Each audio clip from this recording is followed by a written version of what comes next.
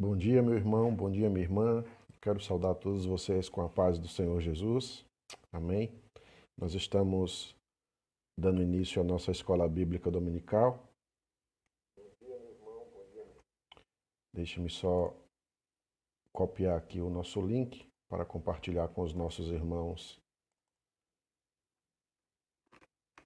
da Primeira Igreja Batista lá em Belém do São Francisco.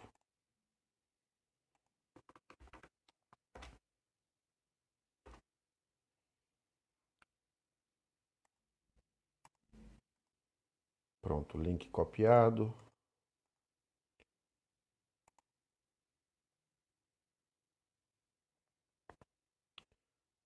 Podemos agora iniciar a nossa escola bíblica dominical. Amém? Então, graças a Deus pela sua vida, graças a Deus por essa manhã que o Senhor tem nos dado, pela bênção de estarmos, né, juntos, mesmo que separados, né, mas juntos aqui através dessa ferramenta, né, que Deus possa nos abençoar, né, através desse momento e que possamos aprender um pouco mais da palavra do Senhor, né? Então, os nossos irmãos estão aqui entrando, né? Elismere já está conosco, seja bem-vinda, Elismere, Deus te abençoe. Rodrigo Araújo, né, lá do Maranhão, que Deus te abençoe, Rodrigo. É um prazer ter o irmão aqui conosco, que possamos aprender juntos um pouco mais da palavra do Senhor. Queridos, hoje, como já informado aos irmãos, fizemos a nossa enquete e aquele que o livro, né, que ganhou o livro que ganhou a nossa enquete foi exatamente o livro de Romanos, né? Então nós encerramos o livro do Apocalipse e hoje nós estaremos iniciando o livro de Romanos, né? Romanos, essa carta tão importante, né? Esse livro tão importante na teologia cristã, esse livro tão importante que nos traz tantas coisas boas, tantos ensinamentos incríveis que podemos encontrar nessa carta. Romanos, por exemplo, foi lendo Romanos que John Wesley, né, o grande evangelista, o grande missionário John Wesley, se converteu ao Senhor, né? Foi lendo a carta de Romanos que Lutero, né, um dos grandes nomes da Reforma Protestante, foi lendo Romanos que Lutero, né, se converteu ao Senhor. Foi lendo Romanos que Agostinho, um dos pais, né, da igreja, se converteu ao Senhor, né? E quem sabe, através da leitura de Romanos, né, você também não possa entender o Evangelho e também se entregar ao Senhor, né, entregando a Ele a sua vida, para aquele que de fato venha cuidar de você, né? Então, que Deus possa nos abençoar através da leitura desse grande livro, desse precioso livro. Há muitas coisas que nós precisamos, né, ver aqui em Romanos, né? E o primeiro grande ponto que eu queria deixar bem claro para os irmãos, que nós precisamos sim fazer esse exercício para que a gente possa entender melhor a carta de Romanos, é exatamente isso, é entender que Romanos trata-se de uma carta, né? E por se tratar de uma carta, a gente precisa ter um cuidado básico, né, para que a gente possa compreender a sua mensagem. Ninguém recebe uma carta, e eu queria que você voltasse um pouquinho aí no tempo, né, quando você recebia a carta, quando você enviava a carta, né? Hoje nós mandamos mensagens, SMS, mandamos um e-mail, né, mandamos um zap, né, mas lá antigamente, quando a gente enviava cartas, né, quando a gente recebia cartas, a forma natural de você receber uma carta, né, para ler essa carta, é quando você, assim que recebe, você pega essa carta em mãos e você então inicia a leitura dessa carta. E quando que você termina de ler a carta? Quando que você para? Você para na primeira linha? Você para logo na saudação? Na apresentação do destinatário? Não. É natural que você leia a carta como um todo, né? E é esse exercício que nós precisamos também fazer com o livro de Romanos, né? Nós precisamos entender que, por se tratar de uma carta, né, nós temos o dever, né, nós temos a obrigação de ler esse livro, essa carta, exatamente de uma sentada, né? Nós vamos sentar, vamos separar um tempo para ler Romanos, e eu já adianto aqui para você, se você ler de uma forma muito pausada, muito tranquila, sem pressa, você vai gastar cerca de 1 hora e 20 minutos para ler toda a carta de Romanos, repito, sem pressa, com calma, né, você leva cerca de 1 hora e 20 minutos para ler toda a carta de Romanos. Isso para que você tenha uma compreensão do todo, né? Uma compreensão geral da carta, uma compreensão geral do tema, dos assuntos que Paulo quis trazer, né, aos irmãos de Roma. E por que que isso é importante? Hoje nós vamos, por exemplo, ler o capítulo 1, esse exercício de ler a carta inteira, é um exercício que você vai fazer em casa para melhor compreender a carta. Aqui, como nós estamos estudando a carta, nós vamos então estudá-la por parte, né? Basicamente, capítulo a capítulo, né, dessa preciosa carta. Então, nesse estudo, capítulo a capítulo, que é o que nós vamos iniciar hoje, você vai perceber que, encerrando um capítulo e ficando apenas nele, a compreensão do texto ela se perde, né? Você não vai ter uma noção do que verdadeiramente Paulo está querendo dizer, né, aos romanos, né? O que Paulo de fato está querendo dizer aos seus destinatários, né, aos seus ouvintes iniciais. E é essa mensagem, né, o que Paulo queria dizer aos seus ouvintes, né, é essa mensagem que nós precisamos resgatar para hoje, né? Nós não podemos ficar com capítulos isolados, com parágrafos isolados e muito menos com versículos isolados. Sempre que nós agimos assim, nós corremos um sério risco de não só não compreendermos a mensagem, mas pior ainda, né?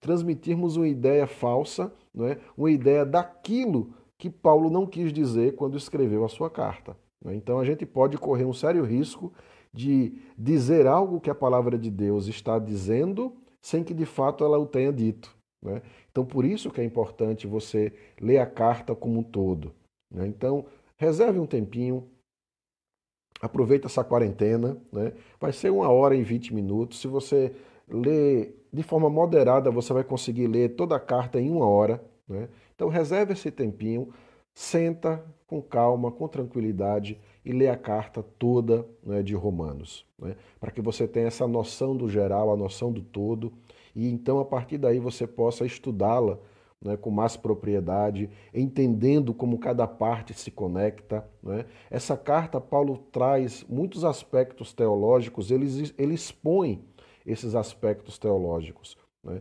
Então, como tem algumas coisas que não são de fácil compreensão, é necessário que você tenha primeiro essa imagem do todo, para que você consiga entender como que cada parte se conecta uma à outra, para que então você entenda a carta aos Romanos. Amém? Então, espero que você faça esse exercício, né?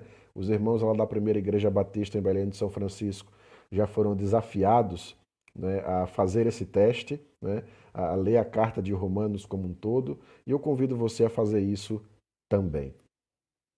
Então, para nós iniciarmos, né, a leitura dessa carta, deixe-me apenas apresentar, né, essa carta aos irmãos, né? Paulo, quando escreveu essa carta aos Romanos, uma das intenções de Paulo é que ele pudesse exatamente anunciar, não é, o Evangelho, anunciar o Evangelho por todo o mundo, anunciar o Evangelho, na época, né, por todo o Império Romano. Então, existia um interesse missionário de Paulo em fazer com que o Evangelho se tornasse conhecido de todos os povos, de todas as nações, expandir o Evangelho pelo Império Romano, né? E esse é um dos objetivos pelo qual Paulo escreve essa carta, né? Ele fez vários planos, né, para visitar a igreja de Roma, porque ali já existia uma igreja, né? Uma igreja composta por muitos gentios, né? Também por judeus, mas basicamente por gentios, né? Então, já existia uma igreja na capital do Império Romano. A gente não sabe ao certo quem fundou essa igreja. Possivelmente, né, alguns estudiosos entendem que a igreja foi formada, né, a igreja iniciou com alguém que participou do Pentecostes, né, ali naquele momento em Atos, onde aconteceu aquele momento do Pentecostes. Observem que ali há uma listagem de várias nações que estavam em Jerusalém na época, e dentre essas nações e dentre essas cidades estavam exatamente romanos também, né? Então é possível, é uma das explicações de que ao visitarem Jerusalém ali naquela época e ao tomarem conhecimento do Evangelho ali com a pregação de Pedro, né, ali no Pentecostes. Essas pessoas se converteram, retornaram à sua cidade, retornaram a Roma e então iniciaram essa igreja, né? Então, a gente não sabe, de novo, né, o certo como se iniciou essa igreja, né? Então, alguns entendem que foi devido a alguma testemunha lá do Pentecostes, mas o fato é, já existia uma igreja em Roma e Paulo gostaria de visitar essa igreja. Paulo fez planos de visitar essa igreja para que, passando por ela, né, gastando um tempo com aqueles irmãos, a igreja de Roma pudesse fazer uma frente missionária e enviar o apóstolo Paulo até a Espanha, que seria o ponto mais a leste, né, conhecido até então. Então, Paulo tinha um interesse em chegar à Espanha, ou seja, levar o evangelho até esses confins do mundo da época, né, pelo menos ali naquela região da Europa. Ele tinha esse interesse de levar o evangelho à região mais remota, que seria a Espanha, né, e para isso ele precisava do apoio, né, da ajuda dos irmãos de Roma. Então, daí a intenção dessa carta. Ele espera que os irmãos em Roma pudessem ajudá-lo, né, enviá-lo como missionário, para que então ele pudesse levar o evangelho até a Espanha. Só que a igreja de Roma não conhecia Paulo, né? E então Paulo também se utiliza dessa carta para se apresentar, né? Ele também se utiliza dessa carta para se defender, né? Já de algumas possíveis perguntas, né, que os romanos pudessem fazer a ele, né? Ele, por exemplo, ele vai defender o seu apostolado, né? Ele vai confirmar de que ele de fato era um apóstolo do Senhor Jesus Cristo, né? E que era um apóstolo enviado aos gentios, né, separado por Deus e enviado aos gentios, dos quais os romanos faziam parte. Então, Paulo também ele defende um pouco da sua autoridade, né, do seu apostolado, né? Ele explica, né, a defesa dele é mais nesse sentido, ele vai explicar, na verdade, qual a mensagem que ele está pregando, né? Como um apóstolo de Jesus, que mensagem eu vos trago? Né?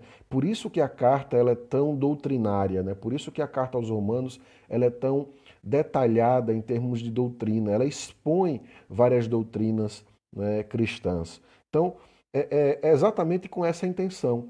Paulo quer se apresentar aos romanos, Paulo quer apresentar a sua mensagem aos romanos, né, quer gastar um tempo com eles e que então, após tudo isso, né, a igreja de Roma possa enviá-lo, né, como missionário, né, até a Espanha, né? Então, em linhas gerais, é sobre isso, é esse o objetivo de Paulo a escrever essa carta, né? E a gente vai ver exatamente cada tema que Paulo expõe ao estudar os capítulos que compõem essa preciosa carta. Então, em linhas gerais, é isso. Nós temos um apóstolo com o desejo de levar o evangelho até os confins da terra.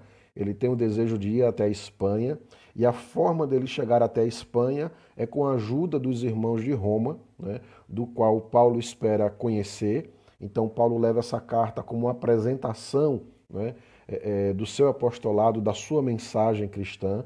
Ele deseja passar um tempo com esses irmãos em Roma, compartilhar o evangelho, fortalecer os dons, né, confirmar os dons tanto dele como dos romanos, e então, após esse conhecimento mútuo, né, após compartilhar do evangelho com os romanos, ele espera, ele ora a Deus para que os romanos possam enviá-lo como missionário até a Espanha, né, fazendo assim com que o evangelho possa continuar sendo espalhado até as nações, até os confins da terra, e Paulo tendo, obviamente, como objetivo primário, né, os gentios. Amém? É isso basicamente que nós encontramos aqui.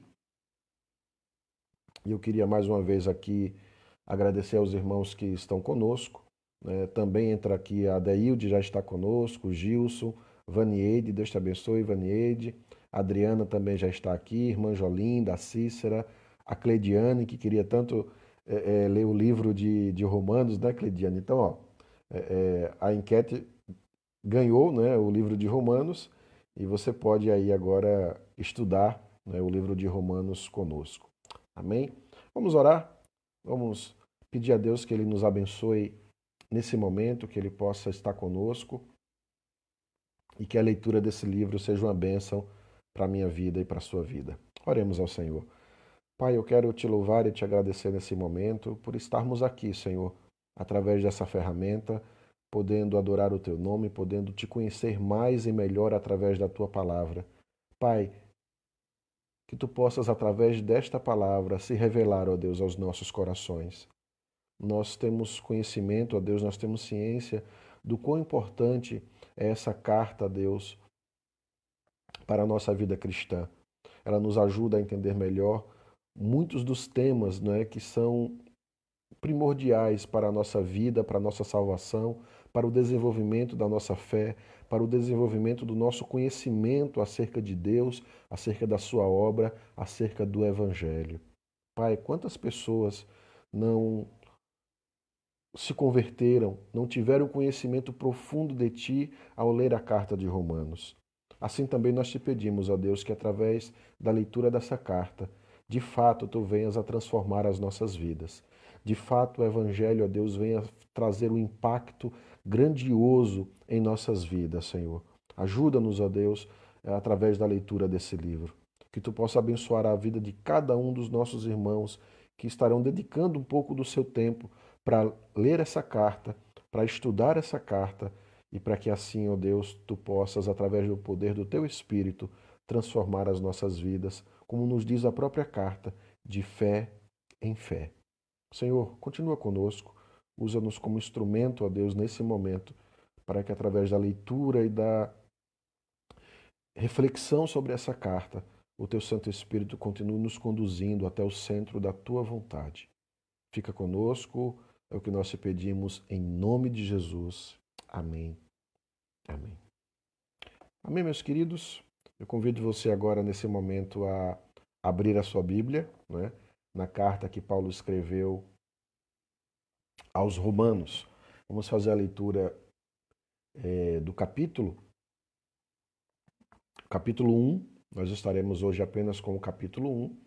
Nós vamos ler alguns parágrafos, já comentar um pouco desses parágrafos, né, para a gente ir entendendo como Paulo vai desenvolvendo a sua temática, né, nesse livro. Então, o livro aos Romanos inicia assim: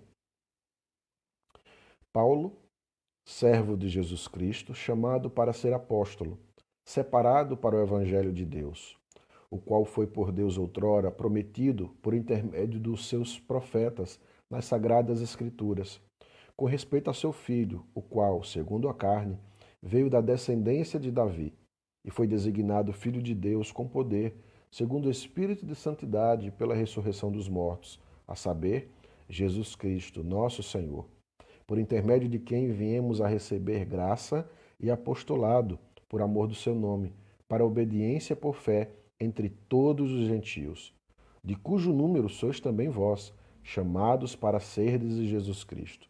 A todos os amados de Deus, que estáis em Roma, chamados para serdes santos, graças a vós outro e paz, da parte de Deus nosso Pai e do Senhor Jesus Cristo. É essa a saudação inicial de Paulo, né? Essa introdução que Paulo faz nessa carta, né?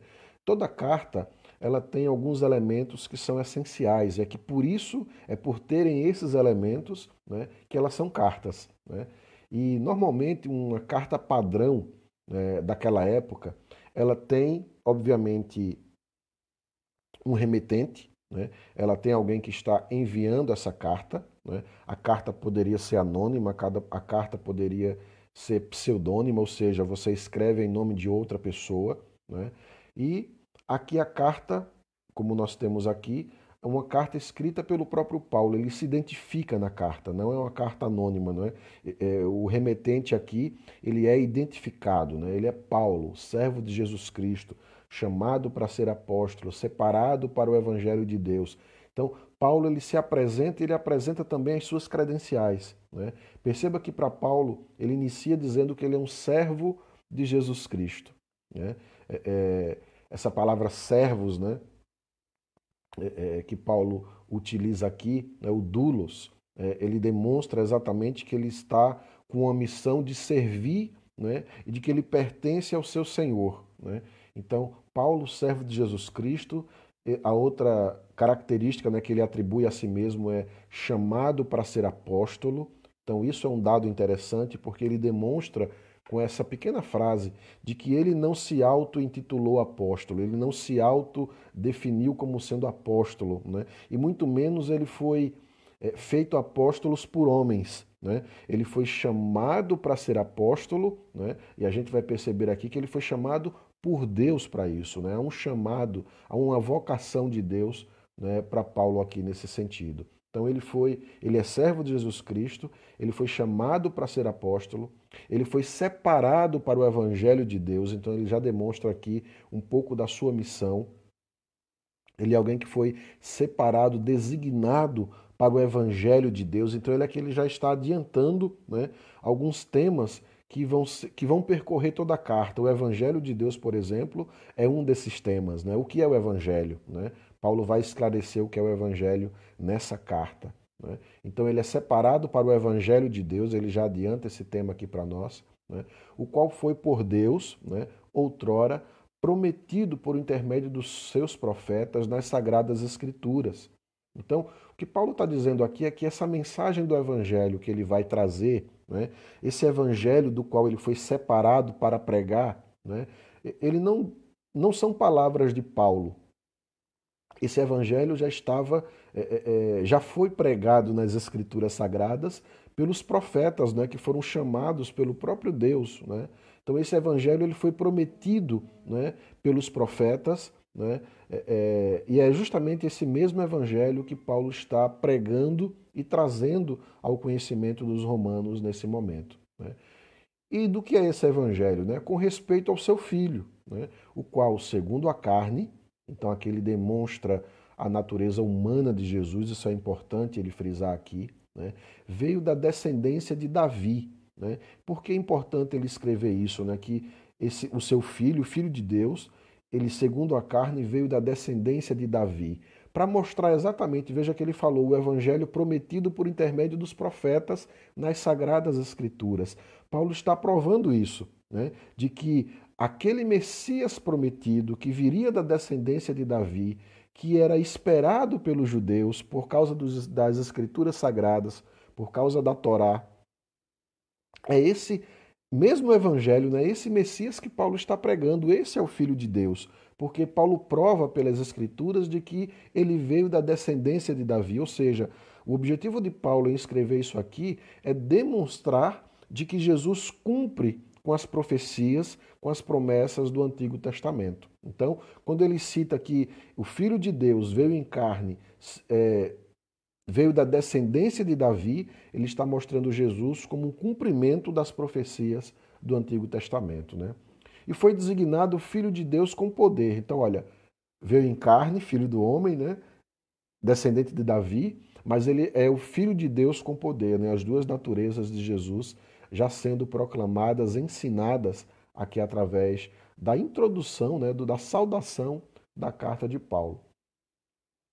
E ele foi designado Filho de Deus com poder, segundo o Espírito da Santidade, pela ressurreição dos mortos. Então, olha como Paulo ele une, né? Na sua saudação, ele fala de Deus, ele fala de Jesus, ele fala do Espírito Santo, né? Já demonstrando aqui como esses três trabalham em conjunto, como esses três são Deus, né? Então, Espírito de Santidade pela ressurreição dos mortos, a saber, Jesus Cristo, nosso Senhor. Então, o Espírito de Santidade, através da ressurreição dos mortos, ele fez com que esse Filho de Deus, né, fosse designado com poder. Né? Esse Filho de Deus, que também é filho do homem, que veio segundo a carne, da descendência de Davi, ele foi morto, mas ressuscitou. Né? E esse quem é? É Jesus Cristo, o nosso Senhor. E aí Paulo diz, verso 5, por intermédio de quem? Ou seja, por Jesus, através de Jesus, por intermédio dele, nós viemos a receber graça e apostolado. Aqui ele já demonstra que o seu apostolado, né, veio por intermédio da pessoa de Jesus. Foi através dele que Paulo recebeu graça e apostolado por amor do seu nome, para obediência por fé.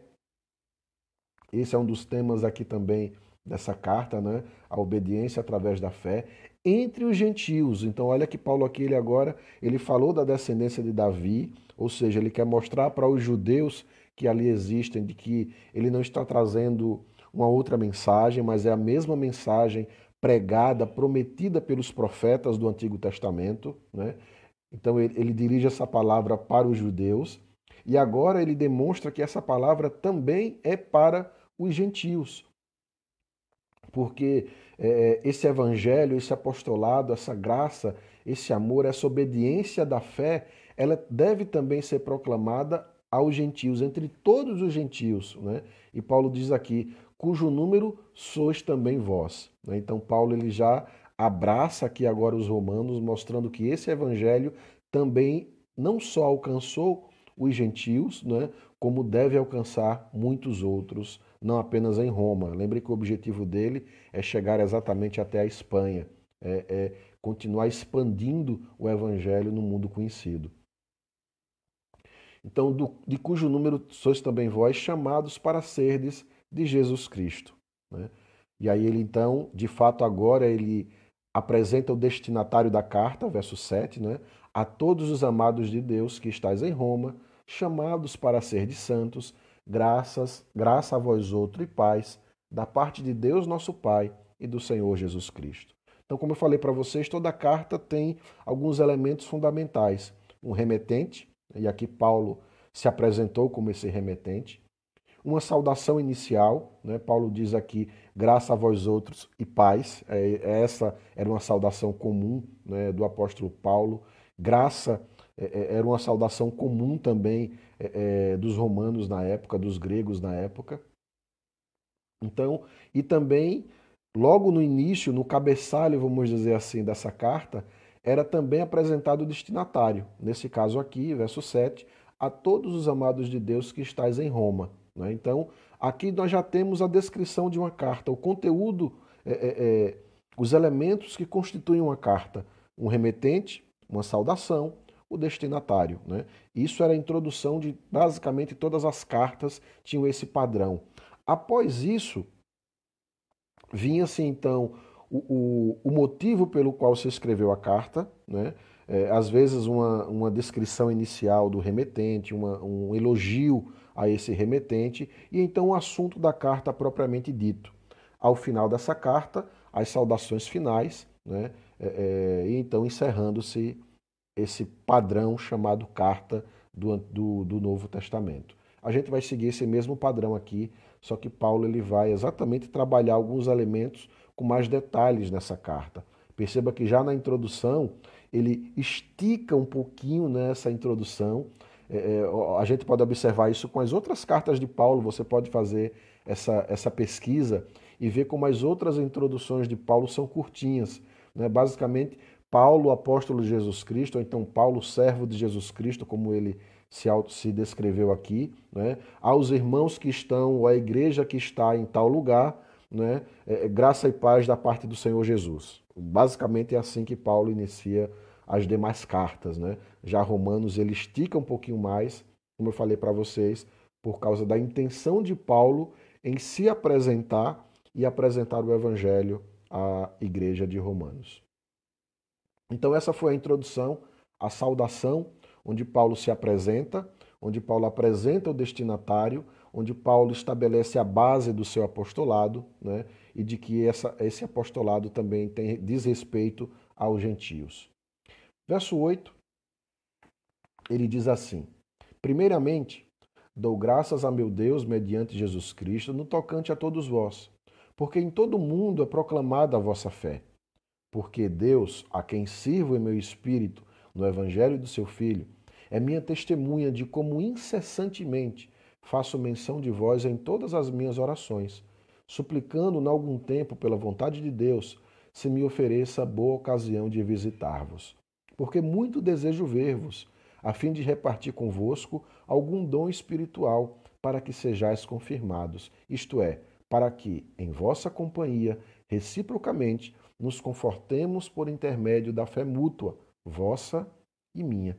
Porque não quero, irmãos, que ignoreis que muitas vezes me propus a ir ter convosco, no que tenho sido até agora impedido, para conseguir igualmente entre vós algum fruto, como também entre os outros gentios.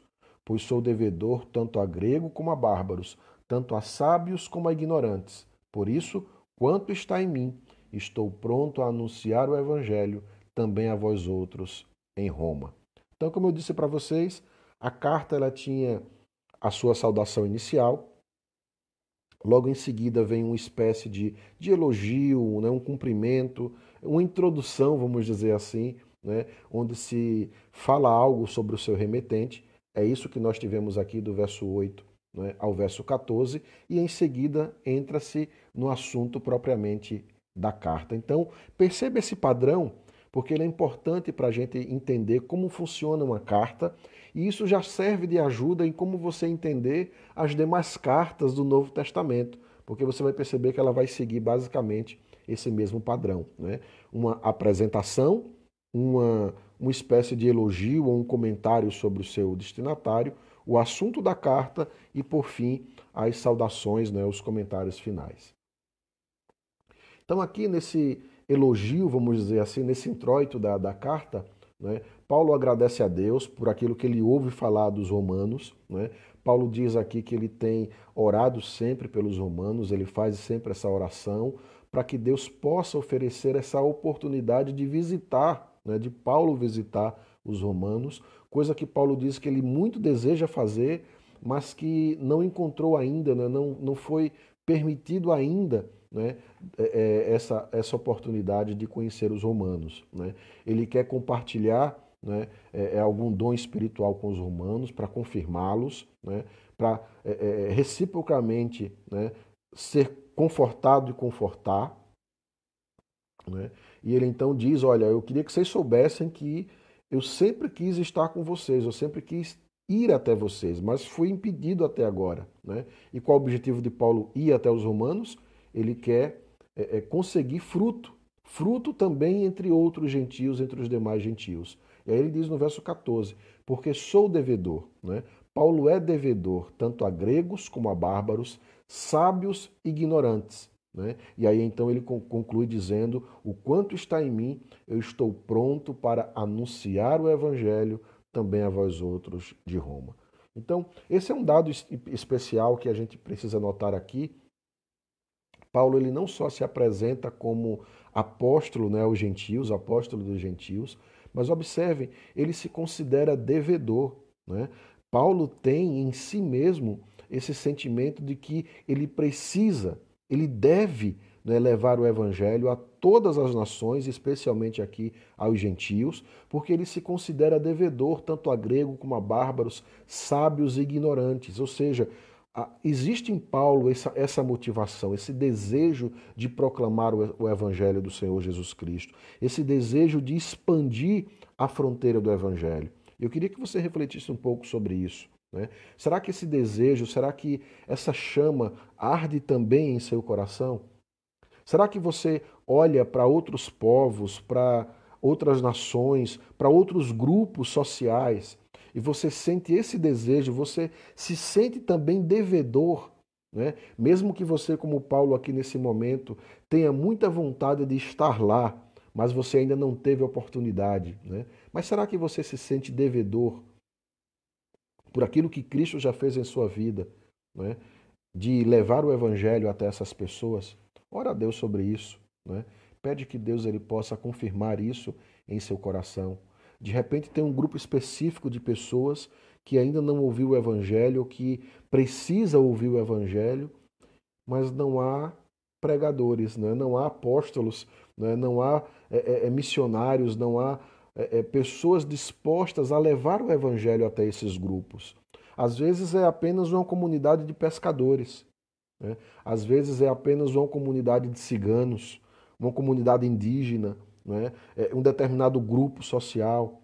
Às vezes são pessoas carentes, às vezes as viúvas, às vezes as crianças, adolescentes, jovens. Né?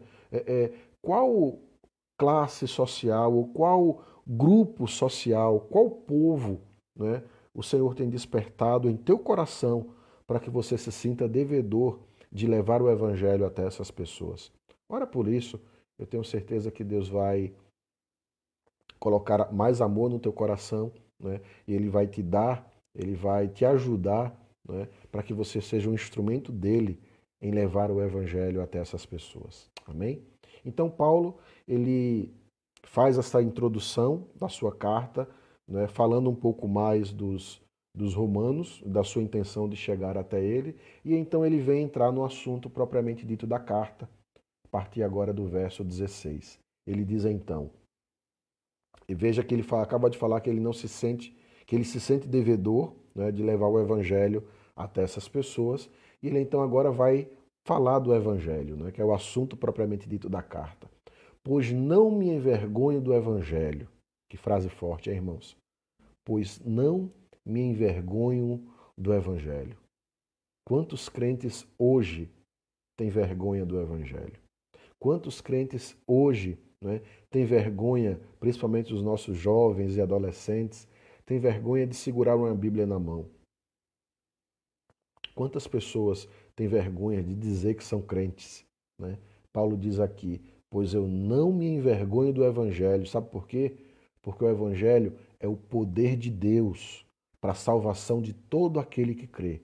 Irmãos, o Evangelho não é apenas um conhecimento que nós adquirimos. O Evangelho não é apenas uma história que nós aprendemos na escola bíblica dominical, né, ou no sermão da igreja. Não. Olha o que diz o texto. O Evangelho é o poder de Deus para a salvação de todo aquele que crê. O poder de Deus para a salvação. Isso é o Evangelho.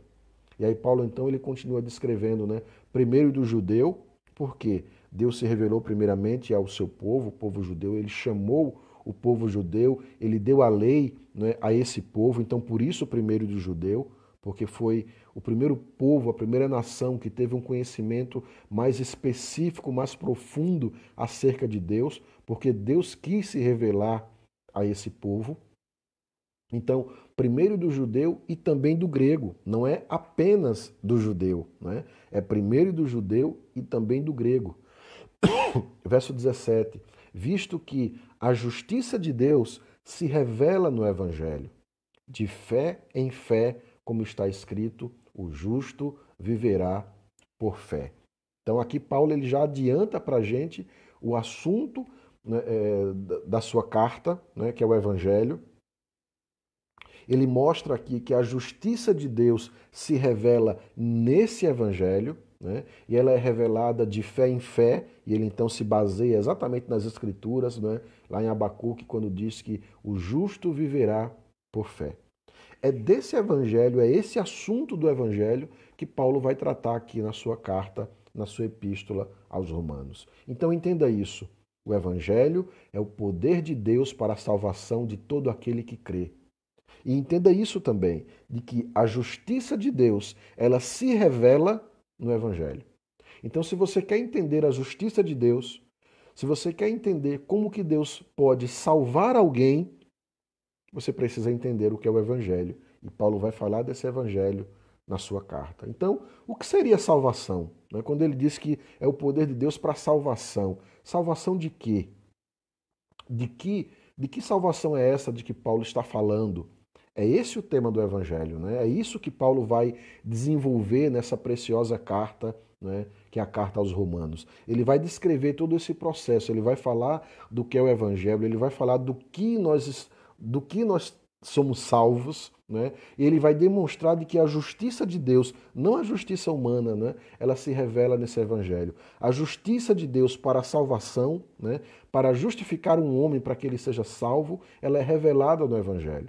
E a gente vai compreender exatamente como tudo isso procede e se revela aqui nessa carta de Paulo aos Romanos. Amém? Então, dando continuidade aqui, Paulo agora começa, ele introduz, veja que ele falou do Evangelho, ele falou de que a justiça de Deus se revela nesse Evangelho, ele falou que o Evangelho é o poder de Deus para a salvação de todo aquele que crê, e agora ele vai começar a destrinchar isso. Né? Você pode estar se perguntando, salvar de quê? Do que eu preciso ser salvo? Paulo ele vai começar a entrar nesse tema aqui agora. Né? Verso 18 diz, a ira de Deus se revela do céu contra toda impiedade e perversão dos homens que detêm a verdade pela injustiça. Olha que frase impactante Paulo traz aqui. Sim, irmãos, Deus se ira. Sim, irmãos, existe uma ira de Deus. Nós não estamos falando de uma pessoa qualquer. Nós estamos falando de Deus, o Criador de todas as coisas, o Senhor de todas as coisas, o Todo-Poderoso, onisciente, onipotente, onipresente. Esse Deus está irado. Esse Deus está irado. Irado contra quem? Contra o quê? Contra toda impiedade, tudo aquilo que é ímpio, tudo aquilo que é mal, e perversão, contra toda perversão de quem? Dos homens. E o que é essa impiedade, o que é essa perversão dos homens? É porque eles detêm a verdade pela injustiça. Lembra que o Evangelho vai revelar a justiça de Deus? O que é que esses homens estão fazendo? Eles estão detendo a verdade pela injustiça. Ou seja, eles estão demonstrando exatamente aquilo que é contrário ao Evangelho: a injustiça, a perversão, a impiedade. E esses homens estão detendo, portanto, a verdade. Eles não estão revelando a verdade de Deus, mas estão detendo, estão aprisionando essa verdade e estão, em troca disso, o quê? Transmitindo a injustiça, né? Sendo perversos, sendo ímpios. E contra essas coisas, a justiça de Deus se revela dos céus, a ira de Deus se revela dos céus. Então, isso aqui é uma mensagem forte, é uma mensagem que precisa ser muito bem compreendida, né? De que Deus é um Deus que se ira, sim. Deus é justo, por isso que ele se ira. Quer ver como a gente pode compreender isso muito bem? Quando você vê uma criança, um inocente, e essa criança ela é estuprada, essa criança ela é violentada, essa criança ela é abusada, que sentimento você sente? Revolta, ira, né? E quando a pessoa que ocasionou isso, né, a pessoa que violentou, a pessoa que abusou de uma criança inocente, né, ela chega diante de um juiz, ela está prestes a ser julgada. E então vem aquele advogado muito habilidoso e ele consegue simplesmente absolver, fazer com que o juiz absolva aquela pessoa que é culpada. Todos sabem que ela cometeu aquele erro, todos sabem que ela cometeu aquele crime, mas simplesmente o juiz chega e diz: Olha, eu te absolvo, você não tem crime algum. A sua revolta passa agora não apenas contra aquela pessoa, né, que cometeu o crime, mas você agora se torna revoltado com o juiz. E por que você se revolta com o juiz? Porque ele não agiu com justiça. Porque ele não foi justo. Ele permitiu que um culpado fosse tratado como inocente. Entende isso? Não é revoltante? É disso que Paulo está falando aqui. Deus, ele é um Deus justo. Deus é um juiz justo, né? O juiz de toda a terra não fará justiça? A resposta a essa pergunta retórica é obviamente sim. O juiz de toda a terra fará justiça. Deus é justo, é uma das suas características. E por ser justo, ele precisa punir toda impiedade, ele precisa punir, né, toda a perversão dos homens, ele precisa punir toda a injustiça. Do contrário, ele não seria um juiz santo e justo, ele não seria Deus. É por isso que Deus precisa se irar, é por isso que existe a ira de Deus contra toda a impiedade, contra todo o mal, contra toda a injustiça, contra todo o pecado. Então, Paulo ele já apresenta aqui de cara para a gente Deus como esse ser irado. Deus como esse ser que está indignado com a injustiça, indignado com o pecado, indignado com a perversão humana. Então ele diz: a ira de Deus, ela se revela contra toda impiedade e perversão dos homens que detêm a verdade pela injustiça. Continuando, porque o que de Deus se pode conhecer é manifesto entre eles, porque Deus lhes manifestou. Porque os atributos invisíveis de Deus, assim o seu eterno poder, como também a sua própria divindade, claramente se reconhece desde o princípio do mundo, sendo percebido por meio das coisas que foram criadas. O que é que Paulo está nos dizendo aqui? Ele está dizendo: olha, esse Deus que está irado, né? Esse Deus que está indignado com essa humanidade, é um Deus que já se fez conhecer. Não é um Deus desconhecido, porque Deus já se manifestou, Deus já se revelou. O que de Deus se pode conhecer já é manifestado entre eles, porque Deus mesmo, o próprio Deus, lhes manifestou. E aí ele continua, né, o verso 20: os atributos invisíveis de Deus, o seu eterno poder, a sua própria divindade, claramente se reconhece desde o princípio do mundo por meio das coisas que foram criadas. Paulo ele está aqui trabalhando um argumento teológico para mostrar de que eles sabem que Deus existe. Lá no fundo, eles sabem que Deus existe. Né? Esse argumento que Paulo utiliza aqui é aquele argumento do relojoeiro. Né? Não sei se vocês já ouviram isso. Você está caminhando pela praia e de repente você encontra um relógio ali no chão. Ora, o simples fato de você encontrar um relógio, né, já demonstra que por trás daquele relógio existe o relojoeiro. Né? Existe alguém que montou, que fabricou, que produziu, que criou aquele relógio. Né? Quando você vê uma obra de arte, quando você vê uma pintura, uma escultura, você sabe que por trás daquela obra de arte existe o autor, o artista por trás de tudo aquilo.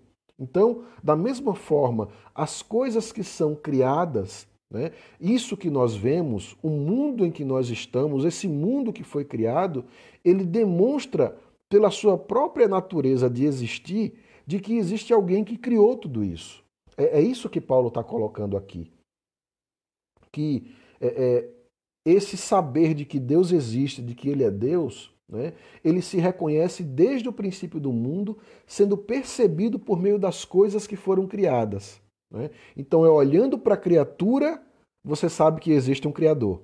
Né? E Paulo está dizendo, por causa disso, todos são indesculpáveis. Né? Ele nos diz aqui, tais homens são, por isso, indesculpáveis, porquanto, tendo conhecimento de Deus, não glorificaram como Deus, nem lhe deram graças. Entende por que o homem é indesculpável? Porque lá no fundo, mesmo que ele não queira reconhecer, ele sabe que Deus existe. Ele sabe que existe um Criador por trás da criatura. E mesmo sabendo disso, ao invés de dar glória a esse Deus, ao invés de glorificar a esse Deus, ao contrário, eles se tornam nulos em seus próprios raciocínios, obscurecendo-se no coração insensato, inculcando-se por sábios, tornam-se loucos, mudando a glória do Deus incorruptível em semelhança da imagem de homem corruptível, bem como de aves, quadrúpedes e répteis. Paulo ele já introduz aqui o tema da idolatria. Basicamente o que ele está dizendo aqui é o seguinte, olha, todos nós sabemos que Deus existe. E basta você olhar o universo, basta você olhar as coisas que estão ao nosso redor, basta você olhar a criatura. Você sabe que por trás da criatura existe um Criador. E aí o que é que eu faço? Por causa da minha perversão, porque eu quero deter a verdade, né, em prol da injustiça, porque eu quero a impiedade, eu quero a perversão, eu estou me rebelando contra esse Deus. O que é que eu faço com isso? O que é que eu faço com esse conhecimento que eu tenho de que existe um Criador por trás da criatura? Né? Eu me faço de louco. Né? Eu me faço de louco, eu dou uma de doido. Né? Literalmente ele fala, né, isso aqui. Ele obscurece esse próprio entendimento e ele então cria agora o seu próprio Deus. Né? O Deus que é o Criador se transforma agora numa criatura criada pelo próprio homem. Ou seja, o homem agora passa a ser o Deus, né, desse Deus falso que acabou de ser criado. E como é que eu faço isso? Quando eu pego a imagem, né, quando eu mudo a glória de Deus que é incorruptível, e eu transformo essa imagem incorruptível à semelhança de imagem do homem, que é corruptível. A semelhança de imagem de aves, de quadrúpedes, de répteis, de qualquer outro animal. Quando eu transformo, quando eu mudo essa imagem de Deus incorruptível, essa glória de Deus que é incorruptível, e eu transformo essa glória, eu mudo essa glória para algo que eu crio, e eu passo então a adorar a isso, eu estou exatamente, como diz aqui o texto, me tornando louco, né? Transformando a glória de Deus incorruptível em algo que é completamente corruptível. Por isso, diz o texto, tal homem é indesculpável. Você é indesculpável se você age e procede dessa forma. Se ao invés de adorar ao Criador, você mesmo cria algo, e esse algo que você cria passa a ser o objeto da tua adoração. Você transforma, muda a glória de Deus, que é incorruptível, e você transporta essa glória de Deus incorruptível para as coisas que são criadas e que, portanto, são completamente corruptíveis e passageiras.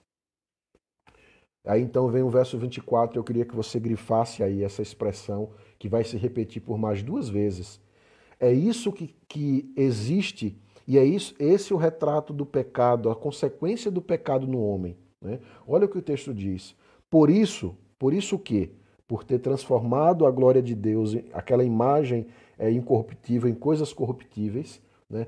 Por terem cegado o próprio entendimento acerca de Deus, né? Diz o verso 24, por isso Deus entregou tais homens à imundícia. Olha que frase forte. Deus entregou tais homens à imundícia. O próprio Deus entrega esses homens a esses pensamentos, né, que são completamente contrários à vontade de Deus. Olha o que o texto diz. Pela concupiscência do seu próprio coração, ou seja, pelos desejos pecaminosos do próprio coração humano, né, para desonrarem o seu corpo entre si, pois eles mudaram a verdade de Deus em mentira, adorando e servindo a criatura em lugar do Criador, o qual é bendito eternamente. Amém. Vocês percebem aqui o que o texto está nos dizendo? Que lição Paulo está nos trazendo aqui? O homem, por não querer adorar e servir ao Criador, ele tenta apagar da sua memória a existência desse Criador. Ele agora cria para si mesmo os seus próprios deuses. E ele passa a agir e a servir a esses deuses que, na verdade, é um reflexo da sua própria vontade pecaminosa. Né? E ele então passa a agir de forma perversa, de forma ímpia, não é? De forma pecaminosa, mudando, transformando, na visão dele, né, a glória de Deus. Né? Fazendo com que Deus deixe de ser Deus, né? E ele agora cria o seu próprio Deus para isso. Qual o resultado desse tipo de atitude? Qual o resultado prático na vida de alguém que esquece de Deus? Ou que tenta não dar ouvidos à voz de Deus, mas dar ouvido aos seus próprios desejos, à sua própria concupiscência, né? Servindo a si mesmo ao invés de servir ao Criador. Diz o texto que Deus entrega tais homens a essa imundícia. É imundícia que Deus chama aqui, esse conhecimento mudado, esse conhecimento pervertido que o homem tem quando se afasta do Criador. Alguém disse uma frase muito interessante, eu não lembro agora quem foi que disse isso, né? Mas ele diz assim, que a canicidade do cão, ou seja, aquilo que faz com que um cachorro seja um cachorro, né? O canino, né? A canicidade do cão está no próprio cão, ou seja, está no próprio cachorro. Aquilo que caracteriza um cachorro como um cachorro, né, está intrínseco ao próprio cachorro. Agora, a humanidade do homem, ela não está inserida no próprio homem. Né? A humanidade do homem, ela vem exatamente da própria natureza de Deus. Ou seja, aquilo que torna o cachorro está no próprio cachorro. Mas aquilo que torna um homem, não está no homem, vem de Deus. Lembra que nós somos criados à imagem e semelhança desse Deus. Deus comunicou certos atributos que são particulares a Ele, Ele comunicou, Ele entregou, Ele compartilhou desses atributos com os seres humanos, como bondade, amor, misericórdia, justiça. E quando nós negligenciamos a Deus, negligenciamos o conhecimento de Deus, quando nós nos fechamos para a revelação de Deus, a gente também se fecha para esses atributos que foram compartilhados conosco. E aí o que é que acontece? O nosso amor, que então era perfeito porque era o amor de Deus compartilhado conosco, ele não se torna tão perfeito assim. Ele passa a ser um amor egoísta, manchado pelo pecado. A nossa justiça não é mais uma justiça perfeita, santa, porque vem de Deus, mas agora essa justiça se transforma em injustiça, porque ela é manchada pelo pecado, pela nossa perversão, pela nossa própria impiedade. Então, a gente passa a se tornar cada vez mais menos humanos, né? Ou seja, menos parecido com aquela imagem e semelhança de Deus que nos foi compartilhada. Então, quanto mais distantes nós estamos de Deus, menos humanos nós nos tornamos. E se você duvida disso, basta olhar em sua volta. Basta olhar no que o homem de fato se tornou. Basta olhar nas atrocidades que o homem tem feito a cada dia e que só aumentam cada vez mais. Isso é na prática o que acontece quando você negligencia a revelação de Deus na sua vida. Quando você negligencia o que Deus se revelou, não é, até você, o conhecimento de Deus na sua vida. Quando você se distancia disso, você se torna cada vez menos humano. É isso que Paulo quer dizer quando ele diz que Deus entregou tais homens a essa imundícia. Ou seja, já que o homem perverteu a justiça de Deus, já que o homem negligenciou a revelação de Deus, já que o homem não quer mais dar ouvidos à vontade de Deus, é como se Deus agora dissesse assim: tudo bem, então agora vivam por conta própria. E vocês vão perceber, vivendo por conta própria, como é de fato a sua justiça, como é de fato a sua bondade, né? Como é de fato esse amor que você diz que é uma pessoa maravilhosa e que ama os demais. Você vai perceber que você, na verdade, não é tão amoroso assim. Que lá no fundo você não é tão bondoso assim. Que lá no fundo você não é tão justo assim. Porque todos esses sentimentos que foram compartilhados de Deus para nós, eles estão manchados pelo pecado. Eles estão manchados pela concupiscência do teu próprio coração. E isso vai te fazendo cada vez mais uma pessoa mais afastada de Deus, menos humana, né? E, consequentemente, se entregando cada vez mais a essas paixões e a esse pecado como se fosse um verdadeiro vício. É isso que Paulo diz aqui. Por isso, Deus entregou tais homens à imundícia, pela concupiscência do seu próprio coração, para desonrarem o seu corpo entre si. É o que acontece quando a gente se abandona a Deus. Pois eles mudaram a verdade de Deus em mentira, adorando e servindo a criatura em lugar do Criador. Aí agora olha o verso 26.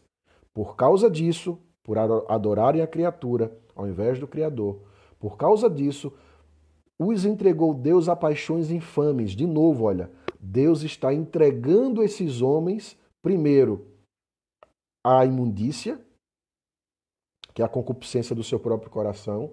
Agora no verso 26, Deus está entregando esses homens a paixões infames. E aqui ele vai descrever agora o que são essas paixões infames. Veja que já é uma gradação, um acréscimo, né? Você tem a concupiscência do seu próprio coração, é o primeiro estágio, e você tem agora uma gradação, uma ampliação, um agravamento dessa imundícia que é descrita aqui. E esse agravamento é exatamente quando Deus nos entrega a paixões infames. E aqui ele vai descrever como sendo as mulheres mudaram o seu modo natural de suas relações íntimas por outro, contrário à natureza, né? Semelhantemente, os homens também, deixando o contato natural da mulher, se inflamaram mutuamente em sua sensualidade, cometendo torpeza, homem com homens, e recebendo em si mesmo a merecida punição do seu erro. Perceba que esse é um tema, não é muito polêmico hoje em dia, mas é um tema que Paulo ele descreve aqui como sendo um reflexo, né? Esse tipo de atitude, de comportamento, é um reflexo de alguém que está vivendo se baseando apenas na sua própria vontade, na sua própria cobiça, na sua própria concupiscência, né? No seu próprio desejo, não querendo, portanto, agir conforme a vontade de Deus, mas apenas exteriorizando o seu próprio desejo. E o que isso pode ocasionar? Primeiramente, ocasiona o que Paulo chama aqui de imundícia, né? De que é você adorar a criatura em vez do Criador, você desonrar o seu próprio corpo, você mudar a verdade de Deus é mentira, né? E isso vai, no próximo estágio, no próximo nível, fazer com que você se entregue completamente a essas paixões infames e você comece a mudar de comportamento, né? Você comece a mudar, né? A agir de forma contrária à sua própria natureza, né? E isso vai se ampliar ainda mais. Olha o verso 28. E por haverem desprezado o conhecimento de Deus, Deus os entregou, de novo, olha, 3 vezes Deus os entrega, né? Verso 24, Deus entrega tais homens à imundícia. Verso 26, Deus entrega tais homens a paixões infames. E agora, verso 28, Deus entrega tais homens a uma disposição mental reprovável, por praticarem coisas inconvenientes, cheios de toda injustiça, malícia, avareza, maldade, possuídos de inveja, homicídio, contenda, dolo, malignidade, sendo difamadores, caluniadores, aborrecidos de Deus, insolentes, soberbos, presunçosos, inventores de males, desobedientes aos pais, insensatos, pérfidos, sem afeição natural e sem misericórdia. Ora, conhecendo eles a sentença de Deus, de que são passíveis de morte os que tais coisas praticam, não somente as fazem, mas também aprovam os que assim procedem. Você consegue entender aqui do que, na verdade, nós estamos sendo salvos, né? Lembra que ele fala que o Evangelho é o poder de Deus para a salvação, né? E de que a justiça de Deus se revela no Evangelho. Paulo começa a demonstrar aqui do que, né, o Evangelho nos salva. Ele nos salva de tudo isso que nós estamos encontrando aqui. Olha a descrição do homem sem Deus. Olha a descrição do homem que abandona, né, o conhecimento de Deus, que se rebela contra Deus, né, que se torna o próprio Deus para si mesmo. Olha a descrição desse homem. Quando você despreza o conhecimento de Deus, você vai começar a praticar coisas inconvenientes, você vai ser cheio de injustiça, malícia, avareza, maldade, inveja, homicídio, contenda, dolo, malignidade, difamador, caluniador, insolente, soberbo, presunçoso, inventores de males, desobediente aos pais, insensatos, pérfidos, sem afeição natural, sem misericórdia. Parece que nós estamos exatamente descrevendo o homem hoje. Você percebe que isso não mudou? Paulo escreveu isso há cerca de 2.000 anos atrás. Mas quando você olha, assiste os jornais de hoje, né? Liga aí no jornal qualquer, vê as notícias das páginas policiais, vê a notícia da política. É exatamente a descrição perfeita, é o exemplo perfeito disso aqui que Paulo coloca para a gente. É nisso que se tornou a humanidade sem Deus. É nisso que se tornou aquele homem que deixa de fazer a vontade de Deus, que negligencia o conhecimento de Deus para ouvir o seu próprio coração, para agir de acordo com a sua própria natureza, com a sua própria concupiscência, né? Com os desejos infames do seu próprio coração. E aqui é como se fosse, irmãos, eu sempre costumo dizer isso para os irmãos da igreja em Belém, aqui é como se fosse a oração do Pai Nosso às avessas, né? Porque na oração do Pai Nosso, a gente diz, Pai Nosso que estás nos céus, né? Seja feita a tua vontade. Não é assim que a gente ora, não é? Quando a gente lê ali, a gente ora o Pai Nosso, seja feita a tua vontade, Pai Nosso que estás nos céus. Aqui é a oração do Pai Nosso às avessas. Perceba que quando você ora o Pai Nosso e você diz, seja feita a tua vontade, você está buscando e querendo ser uma pessoa melhor. E Deus vai te ajudar a ser uma pessoa melhor porque você estará fazendo a sua vontade. E a vontade de Deus, ela é boa, é agradável e ela é perfeita. Mas quando você age ao contrário, quando essa oração do Pai Nosso ela é às avessas, é Deus quem está dizendo para o homem, seja feita a tua vontade. E aí é que está o problema, irmãos. Quando nós passamos a fazer a nossa vontade sem sermos guiados por Deus, nós nos tornamos exatamente né? Essa descrição do homem que está sendo colocada aqui, é nisso que nós nos tornamos. São essas coisas que nós passamos a praticar. São essas atrocidades, é essa perversão, é essa injustiça, é essa impiedade, né, de que nós não só nos tornamos, praticamos, mas passamos até a aprovar. É o que ele diz aqui no finalzinho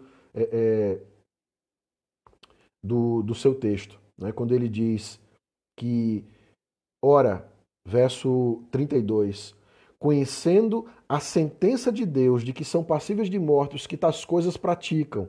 Ou seja, o salário do pecado é a morte, ele vai desenvolver isso depois. Você sabe que é errado fazer essas coisas. Mas como você está em rebeldia, em rebelião contra Deus, você não só pratica, mas você também aprova os que assim procedem. Olha que interessante, né? Olha como Paulo descreve a natureza humana no seu íntimo. Olha como Paulo ele escancara, ele abre o nosso coração, ele nos torna pelo avesso, ele nos apresenta um espelho de quem na verdade nós somos quando nós estamos afastados de Deus. Ah, pastor, mas eu não sou assim não. Será? Será que a inveja não tem, vez ou outra, tomado o teu coração? Será que certos desejos, a concupiscência dos olhos, a concupiscência do próprio coração, será que ela não tem às vezes invadido o teu coração? A injustiça, o querer tirar proveito das situações em benefício próprio. Irmãos, tudo isso que foi descrito aqui é a nossa natureza humana. Foi nisso que nós nos tornamos através do pecado. É isso que nós somos quando nós estamos afastados de Deus. Quando nós deixamos de ouvir a vontade de Deus, quando nós deixamos de ouvir a palavra de Deus, quando nós negligenciamos o conhecimento de Deus. Nós nos tornamos cada vez menos humanos e nos tornamos cada vez mais isso que está sendo descrito aqui.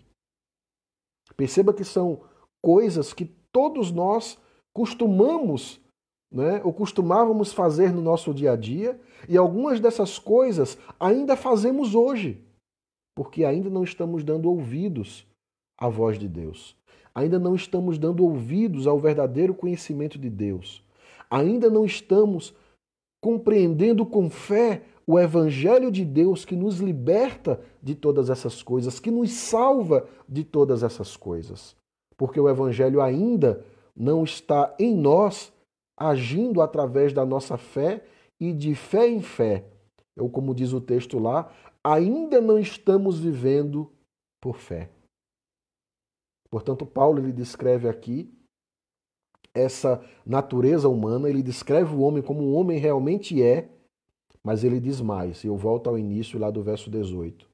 Tudo isso que é a natureza humana, todos esses pecados que o homem tem praticado, todo esse desejo de que às vezes até mesmo você e eu praticamos. O que Paulo nos diz é de que a ira de Deus, ela se revela do céu contra toda impiedade e perversão dos homens que detêm a verdade pela injustiça. A ira de Deus é contra e é sobre todas essas coisas e sobre aqueles que as praticam. Percebe que, portanto, com essa descrição, nós estamos numa situação muito delicada diante de Deus. Você, jovem, adolescente, que tem desobedecido aos pais, vejam que é uma das descrições que estão sendo colocadas aqui. Por você desobedecer aos seus pais, a ira de Deus se revela contra você. Para você que é soberbo, é insolente, para você que é caluniador, para você que é difamador, para você que age com dolo, para você que provoca contenda, para você que tem inveja, maldade, malícia, a ira de Deus se revela sobre tudo isso na sua vida. Para você que sabe que tais coisas são erradas, mas você ainda assim as pratica, a ira de Deus se revela do céu contra isso que você faz. Você que às vezes aprova aquelas coisas que você sabe que não agrada a Deus, mas você aprova os que procedem daquela forma imprudente e injusta. A ira de Deus se revela contra isso que você pensa, contra a sua vida e contra o que você pratica. Percebe que nós estamos em maus lençóis?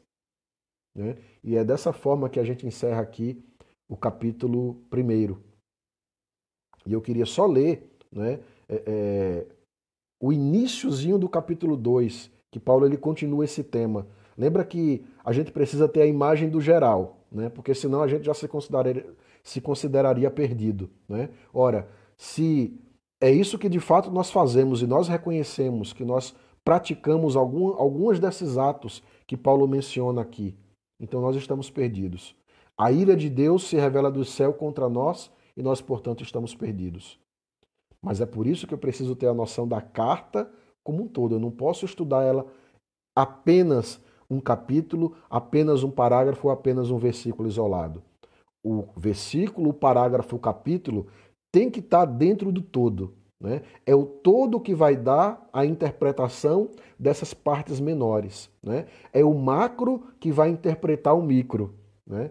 Então, isso que nós acabamos de estudar aqui, de ler no capítulo 1, só vai fazer sentido completo quando nós estivermos com a imagem completa montada em nossa mente, que é a carta como um todo. Né? E é disso que vai tratar o Evangelho. Né? Então, Paulo ele demonstra aqui, ele inicia o assunto da sua carta mostrando toda a malignidade humana. Ele nos coloca diante do espelho, ele rasga o nosso coração, ele nos coloca sobre o avesso para que você encare você mesmo como de fato você é. E aí você perceba que lá no fundo do seu coração, você não é tão bonzinho assim. Você não é tão justo assim. Existem sentimentos e pensamentos que não são da vontade de Deus. Você não é um santo crente perfeito. Há muito ainda a ser mudado. Há muito ainda que você precisa fazer para que você não receba essa ira de Deus sobre sua vida. E é disso que trata o Evangelho. Porque o Evangelho é o poder de Deus para a salvação. Salvação de quê? Dessas coisas. Para a salvação de todo aquele que crê. Então, a fé, o crer, né, é que vai exatamente te dar essa oportunidade de ser salvos, liberto pelo Evangelho, que é o poder de Deus. E nisso se revela a justiça de Deus.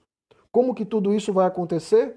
A gente vai descobrir, né, no decorrer da leitura da carta. Eu espero que você tenha entendido esse primeiro capítulo, a introdução que Paulo faz, como ele se apresenta, como ele apresenta os crentes em Roma, né? Como ele inicia a sua carta trazendo o tema da carta aos Romanos, que é exatamente o Evangelho, né? Que ele não se envergonha do Evangelho, é por isso que ele quer pregar o Evangelho aos gentios.